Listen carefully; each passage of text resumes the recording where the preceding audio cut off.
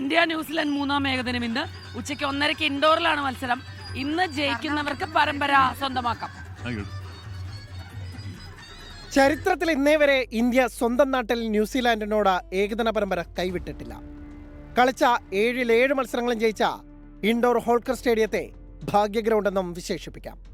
ചരിത്രവും കണക്കുകളും എല്ലാം കൂട്ടിനുണ്ടെങ്കിലും 2024 ടെസ്റ്റ് സീരീസിലെ വൈറ്റ് വാഷ് ഓർമ്മകൾ പരമ്പര ജേതാക്കളെ നിർണ്ണയിക്കുന്ന ഈ നിർണായക പോരിനിറങ്ങുമ്പോൾ ഇന്ത്യയുടെ നെഞ്ചിടിപ്പേറ്റുന്നു. ഗൗതം ഗംഭീർ പരിശീലകനായി എത്തിയ ശേഷം അങ്ങനെയൊരു നാണക്കേട് കൂടി വിളിച്ചു വരുത്തുമോ എന്ന ആശങ്കയിലാണ് ആരാധകരും.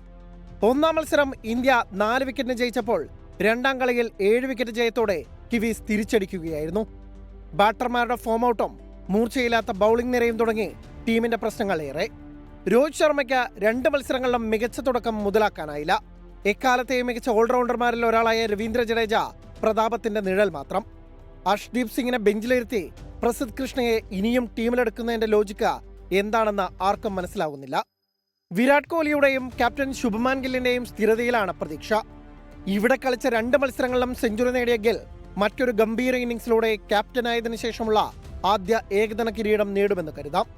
അതേസമയം ഡാരൽ മിച്ചലിന്റെ റെഡ് ഹോട്ട് ഫോമിൽ മറ്റൊരു ചരിത്ര ജയം ഇന്ത്യയിൽ നേടാമെന്ന പ്രതീക്ഷയിലാണ് ന്യൂസിലാൻഡ്. റൺമഴയ്ക്ക് പേരുകേട്ട ഇൻഡോറിൽ കഴിഞ്ഞ കളികളിലെ പോലെ ടോസും നിർണായകമാകും. Sports desk 24. ലോകത്തെവിടെയായാലും ഏത് സമയത്തും 24 വാർത്തകളും ഓഗ്മെന്റഡ് റിയാലിറ്റി പാക്കേജുകളും എക്സ്പ്ലെയിനറുകളും വിശദമായി കാണാൻ ഞങ്ങളുടെ യൂട്യൂബ് ചാനൽ നിങ്ങൾക്ക് സബ്സ്ക്രൈബ് ചെയ്യാം.